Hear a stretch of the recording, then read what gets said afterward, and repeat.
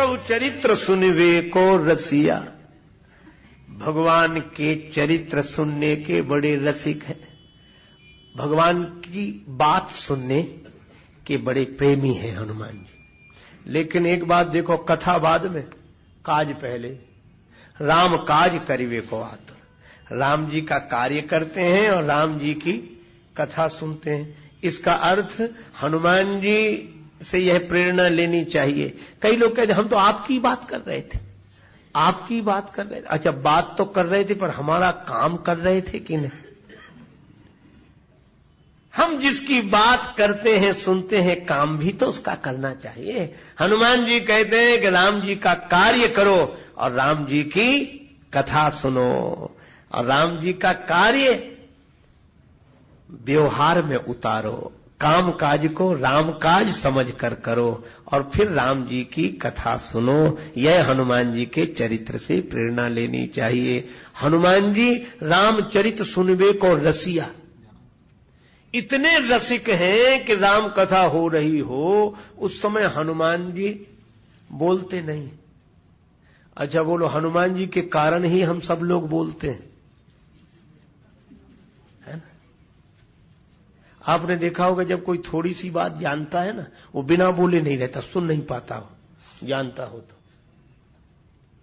हमने कई बार देखा, हमारे साथ ऐसी घटनाएं प्रायः घटती हैं। लोग आते हैं, हम जैसे ही कोई बात कहेंगे तो पंक्ति दोहा या कुछ तो आगे बोले हाँ हाँ ऐसे, अब आप सुनाओ। हाँ,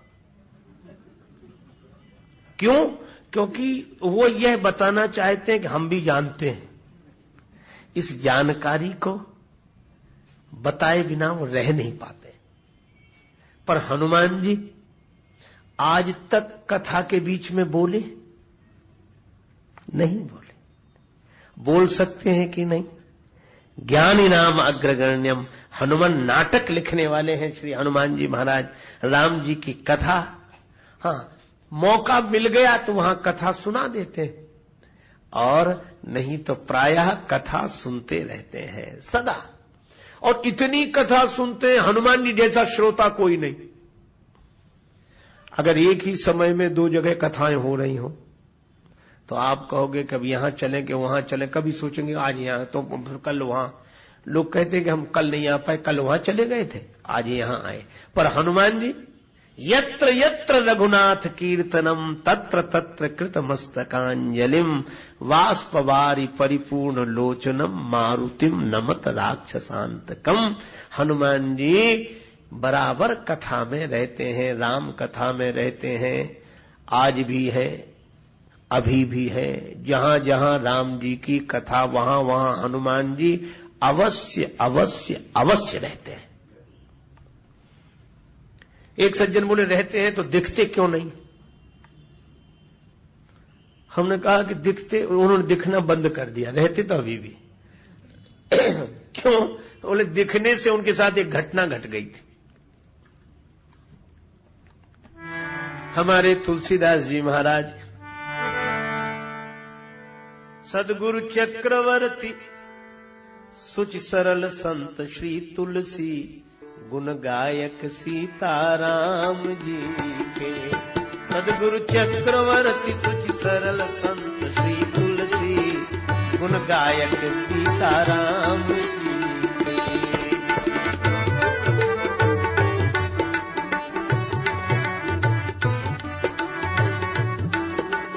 उनके जीवन में एक घटना घटी। रत्नावली जी के वियोग में व्यथित होकर ससुराल पहुंच गए रात्रि के समय। मुर्दे को नाव समझकर, सांप को रस्सी समझकर पहुंच भवन में प्रिया के सन्मुख खड़े थे खोए खोए। रत्ना बोली मैं तो जागी आप अभी तक सोए। त्यागो काम राम की भक्ति करो निर्मल सी गुण गायक सीताराम जी के। सदगुरु चक्रवर्ती सुच सरल संत श्री तुलसी गुण गायक सीताराम जी के। नेत्रों में प्रेम जल भर आया। रत्नावली जी को हाथ जोड़कर प्रणाम किया। तुमने ज्ञान दिया है, भगवान से जोड़ा है, धन्य हो तुम। और सचमुच रत्नावली माता की बड़ी महिमा। तुलसीदास की पुण्य जयंती जग प्रतिवर्ष मनाता, पर तपस्वनी रत्नावली पर कौन प्रसून चढ़ाता। रामायण के अमर प्रणयिता को मिल श्रद्धा सुमन चढ़ाओ, पर रत्ना के अमर त्याग को याद करो तुम भूल न जाओ। वह नारी कितनी महान थी जिसने प्रणयी संत बनाया, और यौवन की अनुपम बगिया में असमय ही पतझार बुलाया। ये रत्नावली माता। और तुलसीदास जी ने रत्नावली माता के वाक्य को परम प्रमाण मानकर प्रस्थान कर दिया प्रभु प्राप्ति की दिशा में। पर इसका अन्यथा अर्थ भी लोग लेते। एक बोले तुलसीदास तो कुछ नहीं थे, वो तो पत्नी ने फटकार दिया सो महात्मा हो गए, बाकी कुछ नहीं थे, कुछ नहीं। एक सज्जन ने बड़ी अच्छी बात कही। उन्होंने कहा कि रत्नावली माता की महिमा कम नहीं है, लेकिन इसका यह अर्थ नहीं कि तुलसीदास कुछ नहीं थे। बोले हाँ कुछ नहीं थे, वो तो पत्नी के फटकारने से तुलसीदास हुए। वो सज्जन बोले कि अगर पत्नी के फटकारने से कोई तुलसीदास बनता तो आज घर घर में तुलसीदास होते। कहां किसी फटकार नहीं मिलती, कहां झगड़ा कलह क्लेश नहीं होती।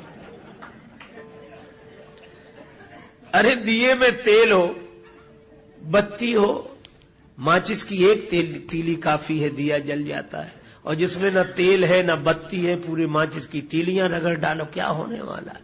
तो तुलसीदास जी तो ऐसे कि एक वाक्य में मुड़ गए और भगवान से जुड़ गए। अब राम दरस बिन पड़े न चैना, नैना लागे बरसन। रोते रोते तुलसीदास जी चल दिए। भगवान कब मिलोगे, कब मिलोगे प्रभु। किस ओर चल दिए हैं, किस ओर जाते जाते जग में भटक गए हैं, तेरे दर पे आते आते। भगवान कृपा करो, कृपा करो। रोए जा रहे हैं, रोए जा रहे हैं। हरि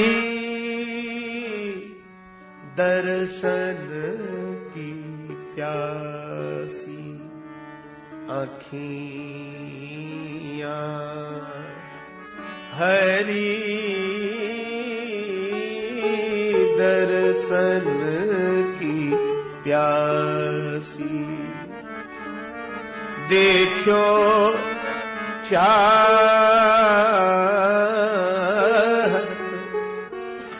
कमल नयन को,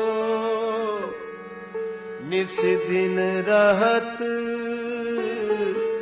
उदासी। अखियाँ हरि दर्शन की प्यासी,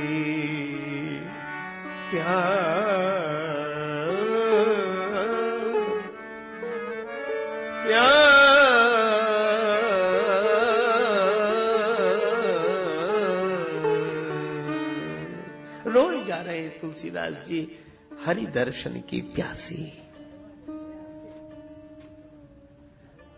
एक दिन इसी भावावेश में निकले।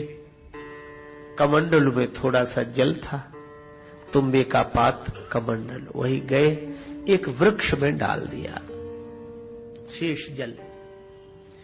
उस वृक्ष में कोई प्रेत रहता था, उसको वह जल मिल गया। प्रेत बड़ा प्रसन्न हुआ। प्रेत ने कहा कि तुमने हमारी प्यास बुझाई है, भगवान तुम्हारी प्यास बुझाए।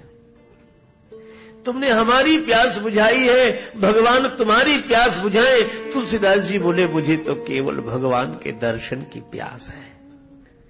क्या तुम भगवान से मिला सकते हो? वरदान मांगने के लिए कह रहे हो तो प्रेत तुम क्या हमें भगवान से मिला सकते हो? प्रेत ने कहा कि भगवान से तो नहीं मिला सकते हैं, पर भगवान से मिलाने वाले से मिला सकते हो। बोले मिला तो नहीं सकते, उनके तो नाम से ही हम भाग जाते हैं। भूत पिशाच निकट नहीं आवे, महावीर जब नाम सुनावे। लेकिन पता बता सकते हैं। हाँ, जो जिससे डरता है उसकी जानकारी भी तो रखता है कि कहां है इस समय।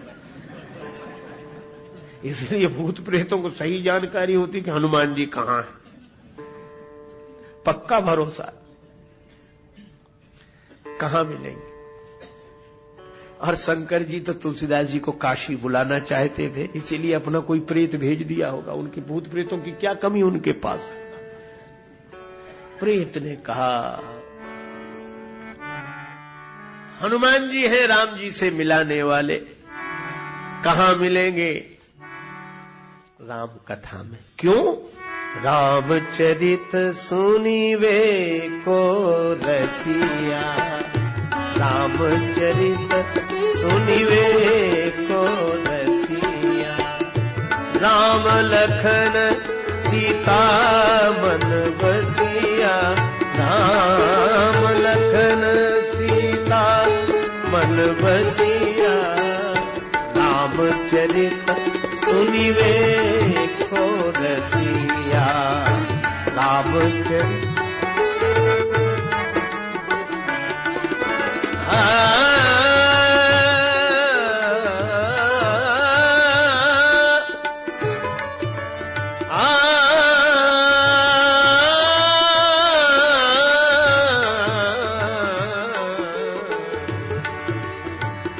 रामचरित सुनिवे को रसिया, राम लखन सीता मन बसिया। हनुमान जी कहां मिलेंगे? प्रभु चरित्र सुनिवे को रसिया, रामचरित्र सुनने के रसिक हैं, कथा में मिलेंगे। लेकिन एक बात है, तुलसीदास जी ने पूछा कि हम कैसे जानेंगे? अनेक श्रोता है, हनुमान जी अपने असली रूप में तो आते नहीं होंगे, किसी न किसी वेश में छिपकर आते होंगे, तो हम कैसे पहचानेंगे कि यही हनुमान जी? प्रेतने का एक ही पहचान है, गंगा जी किनारे काशी में जहां राम कथा होती है, स्थान बताया, वहां हनुमान जी श्रोताओं में आते हैं। पहचान क्या? कहा कि जो कथा में सबसे पहले आ जाए और सबके जाने के बाद जाए, वही हनुमान जी। पहचान बताई। तुलसीदास जी काशी में आ गए। हनुमान जी सबसे पहले आते हैं और सबसे बाद में जाते हैं। है तो कंचन वर्ण विराज सुवेशा, स्वर्ण शैलाभ देह में, लेकिन अपनी काया कोढ़ी की बनाकर आते हैं, कोढ़ी के वेश में, टाट फट्टी लपेटे एक तरफ बैठे। जब तक कथा होती हाथ जोड़े रहते, सिर झुकाए रहते और आंसू बरसते रहते। किसी ने कहा कि ये अपने को ऐसा बनाकर हनुमान जी क्यों रखते हैं? हमने कहा इसलिए वे चाहते हैं कि ताकि भगवान की कथा में ध्यान भगवान की तरफ जाए, हमारी तरफ न जाए। तुलसीदास जी समझ गए कि यही होंगे, हमसे पहले आए ये, तो सब चले गए, वो न जाए। तुलसीदास जी से बोले कि जाओ जाओ, कल फिर आना कथा में, जाओ। हनुमान जी बोले ऐसे ही बोले कि जाओ। तुलसीदास जी बोले आप क्यों नहीं जाते? हनुमान जी बोले भैया बूढ़ा आदमी, कोढ़ी शरीर है, तुम दूर रहो और जाओ, हम बाद में जा पाएंगे धीरे धीरे। तुलसीदास जी बोले हमें कौन सी जल्दी है, हम आपके बाद चले जाएंगे, बैठे। अब हनुमान जी का तो नियम कि जब तक एक भी श्रोता रहे तब तक वो जाए नहीं। अब हनुमान जी भी बुरे फंसे, कहने लगे भैया जाओ, अब जाओ। तुलसीदास जी बोले कहां जाना है? हाँ तो बताओ कहां जाना है, हम ठिकाना बता दें। हनुमान जी ने कहा, तुलसीदास जी बोले बस जहां जाना था वहां हम आ गए हैं, अब वहां से नहीं जाना चाहते, ठिकाना तो यही है। हनुमान जी बोले कैसी बातें कर रहे हो, कौन हो तुम? तुलसीदास जी बोले हम जो है सो है, पर आप कौन है? हनुमान जी बोले देख नहीं रहे हो? तुलसीदास जी बोले यही तो रोना है कि जो आप दिख रहे हैं वो आप हैं नहीं, और जो आप हैं वह आप दिख नहीं रहे हो। अरे किसने बहका दिया तुम्हें, कहां परेशान हो रहे हो? तुलसीदास जी रोने लगे। हनुमान जी के चरणों में सिर रख दिया, कृपा करो कृपा करो। और जब प्रार्थना की तो हनुमान जी प्रकट हो गए और कोढ़ी के रूप में दिखे थे, प्रकट हुए तो कंचन वरण विराज सुवेशा, कानन कुंडल कुंचित केशा। तो हनुमान जी मिले कहां? कथा में। तुलसीदास जी ने कहा राम जी का दर्शन चाहता हूं। तुलसीदास जी की प्रार्थना पर प्रसन्न होकर हनुमान जी ने कहा चित्रकूट चलो, वहां राम जी मिलेंगे। और चित्रकूट में राम जी का दर्शन हनुमान जी ने ही कराया। तो ऐसे हनुमान जी जो सब तरह से समर्थ हो, सारा संसार भगवान के हाथ में, पर भगवान जिनके हाथ में हो, भगवान जिन पर रीझ कर बिक गए हो, ऐसे हनुमान जी को अगर खोजना हो तो कहीं नहीं मिलेंगे। हनुमान जी जब मिलेंगे तब श्री राम कथा में मिलेंगे, क्योंकि प्रभु चरित्र सुनिवे को रसिया, राम लखन सीता मन बसिया। हनुमान जी के मन में ये तीनों रहते हैं, राम जी, लक्ष्मण जी और जानकी जी। आहा, जानकी जी, लक्ष्मण जी, राम जी, ये त्रिमूर्ति श्री हनुमान जी के हृदय में राम लखन सीता मन बसिया, अपने मन में तीनों को बसा के रखते हैं। एक अर्थ। दूसरा अर्थ इस पंक्ति का, राम लखन सीता मन बसिया, यह राम जी के मन में, लक्ष्मण जी के मन में, सीता जी के मन में सदा बसे रहते हैं। राम लखन सीता मन बसिया, सबके हृदय में भगवान रहते हैं, पर हनुमान जी भगवान के हृदय में रहते हैं, लक्ष्मण जी के हृदय में रहते हैं, जानकी जी के हृदय में रहते हैं। सभी राम जी, लक्ष्मण जी, जानकी जी सदा हनुमान जी के ऋणी है। जानकी माता भी कहती हैं, का देव तो ही त्रैलोक के मह कपि किमपि नहीं बानी समा। राम जी भी कहते हैं कपि से उरिन हम नाही, और लक्ष्मण जी भी कहते हैं कि जिसने मुझ बिछुड़े हुए को संजीवनी बूटी लाकर जिलाकर फिर राम भगवान से मिला दिया हो, उसके ऋण से मैं कभी उऋण नहीं हो सकता। राम लखन सीता मन बसिया, सूक्ष्म रूप धरि सियहि दिखावा। हनुमान जी से छोटा कोई नहीं मिलेगा और हनुमान जी से बड़ा कोई नहीं मिलेगा। जानकी माता के सामने गए तो पहले तो छिपे रहे, राम जी की कथा सुनाई। जानकी माता बोली, इतनी सुंदर कथा कही, सामने तो आओ, तुम्हें भी तो देखें तुम कितने सुंदर हो। हनुमान जी बोले, बस माता कथा ही सुंदर है, कथा कहने वाला तो बिल्कुल बंदर है, इसे छिपा ही रहे सो अच्छा। सीता जी बोली, बंदर ही सही, सामने तो आवे, जो भगवान की कथा कहे वह सुंदर ही है।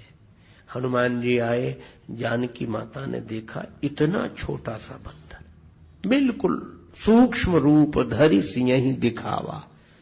इतने छोटे कि जानकी माता को संदेह हो गया कि भगवान की कथा यही कह रहे थे। आश्चर्य हुआ, यही कह रहे थे क्या? इतना छोटा सा भगवान की ऐसी कथा कहे। पर हनुमान जी की यही विशेषता है, वो बड़े दिखते नहीं है, पर उनके द्वारा कथा बड़ी होती है। हनुमान जी ने कहा कि माता, जानकी जी बोली, तुम तो बड़े कथावाचक हो। हनुमान जी बोले, कथावाचक नहीं माता, मैं तो राम दूत, राम जी का दूत हूं। राम कथा के बहाने संदेश उन्हीं का लेकर आया हूं। राम दूत मैं मातु जानकी, सत्य शपथ करुणा निधान की। यह मुद्रिका मातु में आनी, दीन राम तुम कहां सहिदानी। राम जी ने यह मुद्रिका भिजवाई, मां मैं ही यह मुद्रिका लेकर आया हूं। जानकी जी को भरोसा न हो कि इतना छोटा सा बंदर और इतने बड़े बड़े काम किए। अच्छा, मित्रता कैसे हुई? नर बान रही संग कहू कैसे, कही कथा भई संगति जैसे।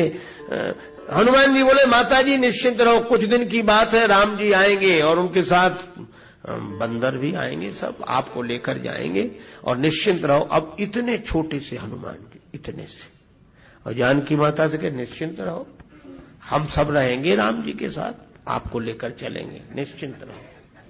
सीता माता ने पूछा, बेटा हनुमान, क्या सभी बंदर तुम्हारे जितने हैं? इतने से? हनुमान जी बोले माता हम तो उनमें बहुत बड़े हैं, बाकी तो और छोटे छोटे बहुत हैं। जानकी माता बोली जहां बड़े इतने से होते हो वहां छोटे कितने से होते हो। सीता मैया बोली हो चुका हमारा उद्धार। हनुमान जी बोले माता कोई संदेह है, संशय है? जानकी जी बोली मोरे हृदय परम संदेहा। और जो सुना सुन कपि प्रगट कीन निज देहा, सुन कपि प्रगट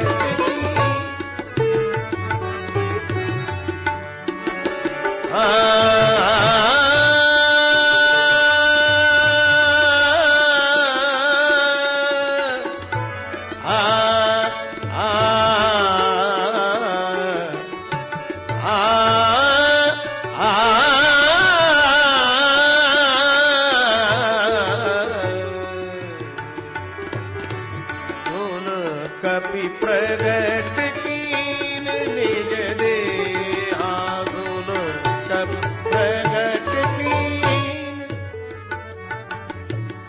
प्रगट कीन प्रगट कीन प्रगट कीन निज देहा, सुन कपि प्रगट कीन।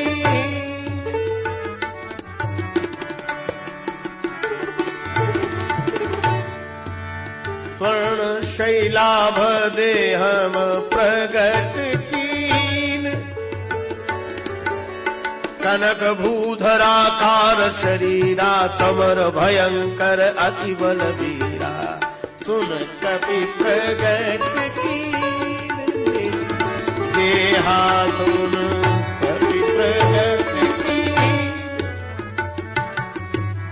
प्रगट कीन प्रगट कीन प्रगट कीन। हनुमान जी ने अपना विशाल बप प्रकट कर दिया। अब हनुमान जी इतने लंबे जैसे आकाश को छू रहे हों, तो जो जानकी माता इतने छोटे से हनुमान जी को ऐसे देख रही थी, वो ऐसे देखने लगी। सीता मन भरोस तब भयो। माता बोली बेटा अब मुझे भरोसा हो गया, लेकिन मैं तुझे आशीर्वाद देना चाहती हूं। तो दो ना माता आशीर्वाद। बोले इतने से तो आओ ताकि सिर पर हाथ रख सकूं। पुनि लघु रूप पवन सुत लयऊ। हनुमान जी अत्यंत छोटे हो गए, सूक्ष्म रूप धरी सिंह दिखावा, बड़े छोटे। और वही क्या हुआ, जैसे ही हनुमान जी छोटे हुए, जानकी माता ने हनुमान जी के सिर पर हाथ रखा, आशीर्वाद दिया। आशीष दीन राम प्रिय जाना, आशीष दीन राम प्रिय जाना, ओहु तात बलशील निधान,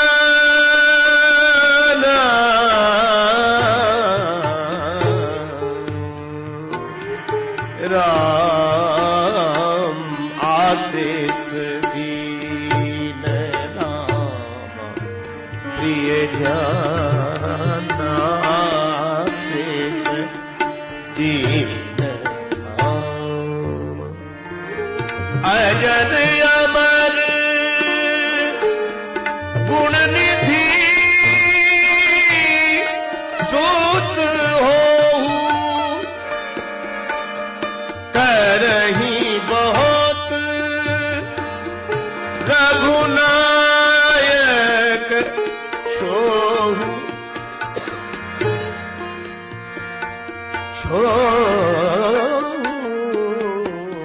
दीन राम।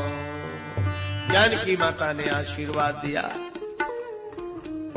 हो तात बलशील निधाना, अजर अमर गुण निधि सुत होहु, करई बहुत रघुनायक छो, करई कृपा प्रभु अस्तु निकाना, निर्भर प्रेम मगन हनुमाना। जानकी माता ने कहा कि बेटा हनुमान जब तुम इतने बड़े थे तो इतने छोटे बनकर हमारे सामने क्यों आए? छोटे बनकर सामने क्यों आए? हनुमान जी बोले, मां बेटा कितना ही बड़ा हो पर मां के आगे तो छोटा ही है। कितना ही बड़ा हो मां के आगे। और एक बात और है, क्या? मां आपको देखकर भी छोटा हो गया। मुझे देखकर क्यों? बोले, आप तो भगवान की कृपा है। तो हनुमान जी बोले, मां जिसे भगवान की कृपा दिखाई देती है वह अपने को बड़ा कभी मान ही नहीं सकता। जिसे भगवान की कृपा दिखाई देती हो वह अपने को बड़ा नहीं मान सकता। लेकिन एक बात है, क्या? जब इतने छोटे हो, हनुमान जी बोले, मुझे पता है कि मैं कितना सा हूं, तो फिर इतने बड़े कैसे हो गए अगर तुम छोटे ही थे तो? बड़े भी तो तुम ही हुए। हनुमान जी बोले, वो हमारी महिमा नहीं है। कहा फिर? बोले, माता आप तो भगवान की कृपा है। और एक बात है, मैं तो छोटा ही था लेकिन आपने देख दिया तो बड़ा हो गया। भगवान की कृपा जिधर देख देती है वही छोटे से बड़ा हो जाता है। यह तो कृपा का चमत्कार है, मेरा नहीं। जानकी माता बोली, अच्छा इतने छोटे अपने को मानते हो तुम? हाँ, लेकिन एक तो गलत किया तुमने। कहा क्या? बोले, बड़ा कौन है, मैं कि तुम? हनुमान जी बोले, माता जी आप बड़ी हैं। जानकी जी बोली, तो तुम को इतना पता नहीं कि कहां बैठना चाहिए? कायदा याद नहीं है? कैसे? बोले, हम नीचे बैठे थे और तुम ऊपर। हम अशोक वृक्ष के नीचे और तुम वृक्ष के ऊपर। ये कैसा कायदा है? हनुमान जी बोले, माता जी अपने यहाँ का तो ऐसा ही कायदा है। अपने यहाँ का क्या मतलब? बोले, राम जी के यहाँ भी ऐसे ही करते थे। प्रउतर उतर कपिडार पर। राम जी वृक्ष के नीचे, हम वृक्ष के ऊपर, और यहां भी आप नीचे हम वृक्ष के ऊपर। कहा क्यों? बोले, हम वृक्ष के ऊपर इसलिए रहते हैं ताकि ये बता सकें कि महिमा ऊपर वाले की नहीं है, महिमा तो नीचे वाले की है। क्योंकि वृक्ष में मूल ही मुख्य है और मूल तो नीचे होता है और फूल ऊपर होता है। पर मूल के कारण फूल होता है, फूल के कारण मूल नहीं। और इसीलिए मानो हनुमान जी ने संकेत दिया कि हमें कितनी भी ऊंची जगह बैठने को मिल जाए पर हमेशा यह याद रखो कि इसके मूल में भगवान की कृपा ही है। तो कृपा श्री जानकी जी है, वे मूल